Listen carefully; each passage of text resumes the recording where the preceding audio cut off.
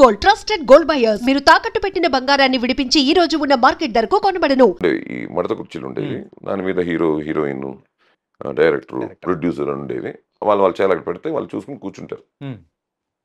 ఒక white cloth తీసి వెనకాల నాన్న అందరూ వెళ్ళిపోయారు. అవుట్డోర్ ఎక్కడో షార్ట్ పెట్టుకున్నారు. నాన్న అందరూ వెళ్ళిపోయారు. ఇంకా అక్కడ అప్పుడు నాన్న స్మాల్ యాక్టర్, సో మేము అక్కడ దూరం కూర్చోబెట్టేందుకు జాగ్రత్త అని చెప్పి వెళ్ళిపోయారు. మనం చిన్నపిల్లండి, మనకు అక్కడ ఉండదుగా, ఏదో చూసుకుంటాం. రిహార్సల్స్ పెద్ద వైట్ సైడ్ అయిపోయారు. అలా చూసి అటు ఇటు నడుస్తూ ఏదో వాటర్ ఉంటే వెళ్ళి వాటర్ తాగి వచ్చేసి ఇచ్చేసి కూర్చుంటా యాజ్ కిడ్. షార్ట్ అయిపోయి వస్తున్నారు. నాన్న అక్కడ వెతుకుంటున్నారు. ఎవరో చెప్పారు అక్కడ ఉన్నారు శర్మ గారు పని చూపించినట్టున్నారు. ఆయన కంగారు పరిస్థితికి వస్తున్నారు. కరెక్ట్ రామారావు వైపు వచ్చేస్తున్నారు దగ్గరికి. కుర్చీ అయింది. డైరెక్టర్ అని కుర్చీలో కూర్చున్నా, నాకు తెలియక, వితౌట్ మై నాలెడ్జ్. నాన్నగారు చూసారు, ఆయన వేరే రీచ్ అయిపోతున్నారు చెప్పి వారికి ఎత్తుకొస్తున్నారు. ఈ రాడు టక్కని చూసి ఎత్తుకొని నన్ను ఆయన పైకి తిరిగి ల్యాప్ మీద కూర్చోబెట్టుకుంటూ, అంటే నేను ఎవరో కూడా తెలియదు ఆయనకి అప్పటికి ఇంకా. సో అది కూడా అండర్లైన్ చేసుకోవాలి. కూర్చోబెట్టుకుని ఏంటి బ్రదర్ వాట్స్ నేను ఏదో మాట్లాడుతున్నాను. నాన్నగారు వచ్చి అంటే ఏదంటే మీ అబ్బాయా, వెరీ గుడ్ అని. అప్పుడు కూడా తెలియదు ఆయనకి శర్మ గారు అబ్బాయి నేను అని. ఓకే, మాట్లాడుతున్నా అలా కాదు, ఏమో కూర్చునిండి కుర్చీలోనే, కుర్చీలో కూర్చోకూడదు అలాగా నేను మా నాన్నది అంటాను. నేను ఎప్పుడు కూర్చోకూడదు, ఏమో ఫ్యూచర్లో ఇదే కుర్చీలో కూర్చుంటారేమో ఆయన. అది డైరెక్టర్స్ చైర్, అది బాగా పాతికిపోయింది నాకు.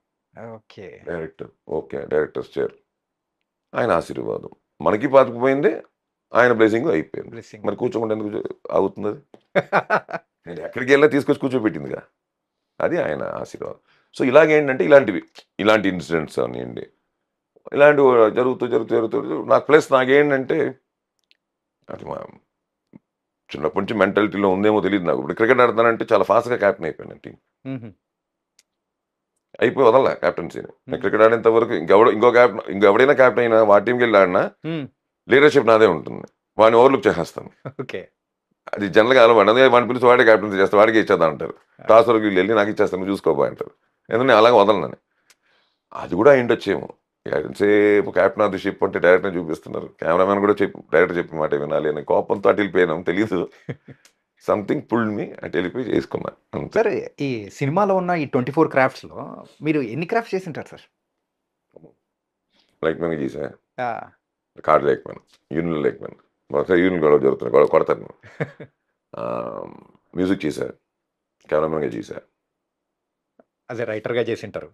డెఫినెట్ రైటర్గా చేశా. బయట సినిమాలు చేశాను, స్క్రీన్ ప్లే చేసి ఇచ్చాను, కథలు ఇచ్చాను. కన్నడలో నాకు చాలా జరిగాయి అలాగా. సో రైటర్గా చేశాను, యాక్టర్ని, మ్యూజిక్ డైరెక్షన్ చేశా. తెలుగే జనం అనే ఒక సినిమా, అంటే సాంగ్స్ ఉండవు దాంట్లో. అది కూడా అంటే సాంగ్స్ చేయలేకని కాదు, నేను ఆల్రెడీ సాంగ్స్ కూడా చేస్తున్నా. ఆ సినిమా రికార్డింగ్ వరకు ఆగిపోయింది ఒక సినిమా, లేకపోతే 3 సాంగ్లు రికార్డ్ చేశాను నేను ఒక సినిమాకి. అది చేయలేకపోయాను తర్వాత, బికాస్ ఆఫ్ బడ్జెట్ ఎక్కువ అయిపోతుంది, చేయలేకపోయాం. సాంగ్లకి చాలా ఎక్కువ అయిపోయింది ఆ రోజులు. సో ఎగ్జిబిటర్గా చేశానంటే థియేటర్ రిలీజ్ ఉండేది నా దగ్గర చెంగల్పేటలో. అంగముత్తు రాధా అని చెప్పి 2 థియేటర్లు ఉంటాయి. దాంట్లో రాధా అనే థియేటర్ నా కంట్రోల్లో ఉండేది. I'm talking about 1991. డిస్ట్రిబ్యూటర్గా దగ్గర 7 ఫిలిమ్స్ చేశాను అక్కడ చెన్నై. అప్పుడంతా మేము చెన్నై పుట్టి పెరిగాం కాబట్టి చెన్నై, ఇవంతా చెన్నై, నాట్ ఆంధ్ర ఆర్ తెలంగాణ. ఇంకేమన్నా డైరెక్షను, ప్రొడ్యూసర్ని, అంటే దగ్గర 10 ఇంకా ఎక్కువ ఉంటుంది సార్. ఇంకేమున్నాయి ఇంకా అంటే వన్స్ ఒకసారి చూసుకున్న తర్వాత ఏదైనా చేసేయచ్చు. అలాగా దానికి మాస్టర్స్ ఉంటేనే కరెక్ట్. మరి ఇన్ని క్రాఫ్ట్స్లో మీరు చేశారు కాబట్టి ఎప్పుడైనా కానీ ఒక డైరెక్టర్ వచ్చి మీకు మీ క్యారెక్టరైజేషన్ అనేది చెప్తూ ఉన్న టైంలలో ఎప్పుడైనా మీలో ఉన్న ఒక డైరెక్టర్ కానీ మిగతా క్రాఫ్ట్స్ పర్సన్ కానీ నిద్ర లేచి సలహాలు ఇచ్చే సందర్భాలు ఎక్కడైనా వచ్చాయా? రాకూడదని రూల్ లేదు. బయటపడడం కరెక్ట్ కాదు. అది బేసిక్గా నేను చెప్పాను, ఫ్లోలో చెప్పాను. కానీ నేను బయట క్యాప్టెన్ అయినా కూడా నేను లీడ్ చేసేస్తానని. When it comes to the professional cricket అండి, అది కుదరదు. Once you come to state రేంజ్కి, నేను స్టేట్ రేంజ్కి వెళ్ళలేదు, నేను డివిజన్ రేంజ్కి మాట్లాడాను తప్ప. Once you go to state range, ఎందుకు అసలు నా గురించి ఎందుకు? If you take Indian team, ఇప్పుడు 5 మంది క్యాప్టెన్స్ ఆడుతూ ఉంటారు టీంలో, కొత్త కాదు అదే.